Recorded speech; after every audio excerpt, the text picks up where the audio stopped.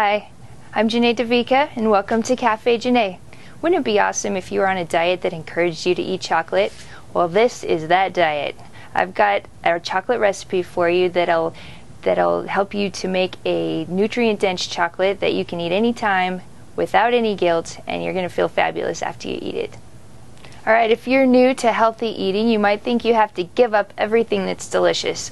One thing that I get from a lot of people that are trying this out is, I cannot live without chocolate. Well, the good news is you don't have to. There is a way you can make your own chocolate that is free from sugar, free from additives, free from hydrogenated oils, and it's actually so good for you that it has more nutrition than a lot of the meals you're going to eat. We're going to use superfoods to make this chocolate, and you can eat it without guilt, and you're going to feel awesome after you eat it. The first ingredient we're going to use is raw cocoa powder. Now, raw cocoa powder hasn't been alkalized, it hasn't been treated at high temperatures, and it's just the raw and natural form of cocoa powder. It's a superfood, which means it has more nutrients per calorie than most other foods. So you're actually getting more nutrition from this cocoa powder than you're going to get from some vegetables and other healthy foods you're going to eat. We're also using another superfood, which is raw local honey. Raw local honey is great if you have seasonal allergies. It's antibacterial, it's antiviral. It's really an awesome superfood to use. And we're also going to use some essential oils, some peppermint essential oil. The fourth ingredient we're going to use is cocoa butter. Now, cocoa butter is made by grinding up the cocoa bean, and then it's pressed, and the oil that comes out is the cocoa butter, and then the powder or the protein that remains is the cocoa powder. So both of these, it's really important that you get it raw and untreated, or else it's not a superfood. It'll actually be bad for you. But if you do it raw, it's going to be good for you. Now, I've taken the raw cocoa butter and I've grated it with a grater, just like you grate carrots or cheese. Grate it, and then you put it in a double boiler. You just want to warm it up. You don't want to cook it. Once you cook it, a lot of the vitamins and essential nutrients are going to be destroyed. So you just take a bowl of hot water and then put another bowl inside of it, and that will melt down the cocoa butter so it's liquid like this. Now, I don't have exact measurements because it really depends on where you get your cocoa butter and cocoa powder, if you use honey or agave. So the basic ratio that we're going to use is 1 part cocoa butter to about 2 parts cocoa powder, and then we're just going to taste test it and get it so it tastes exactly like we want it. So right here I have, I don't know, maybe a 1/4 cup to a 1/2 cup of cocoa butter, and then I'm going to add cocoa powder to it. And I'm just going to keep adding until it's about the right consistency, but it's usually double the powder that you use of the butter. Now, you can buy your cocoa powder, depending on where you buy it, is going to determine the result of your chocolate. Cocoa powder can be ground down to certain sizes, so the finer the grind of the cocoa powder, the more smooth your chocolate is going to be. So if your chocolate turns out kind of gritty, it's probably because the cocoa powder hasn't been ground down fine enough, and you just need to find another brand that is a finer grind, and you'll get smoother chocolate from that. Now, as you're mixing this, it's going to get harder because it's cooling off.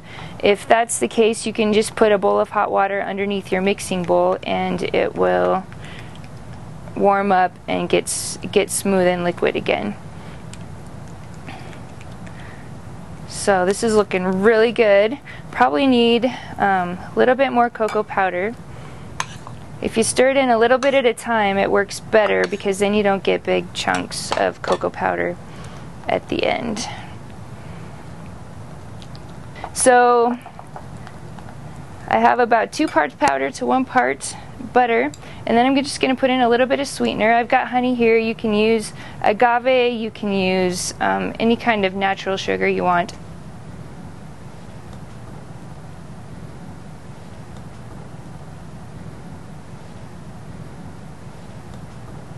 If you want to enhance the sweetness and put another natural sweetener in, you can put a little bit of stevia in.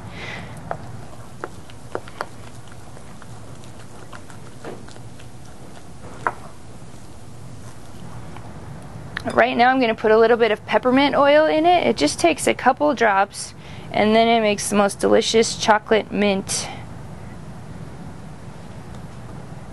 that you've ever tasted. Most of the time when I make chocolate, people like the plain and they think it's pretty awesome, but then when I give them the chocolate mint flavor, they almost always like that way better. Alright, and then here's the taste test part.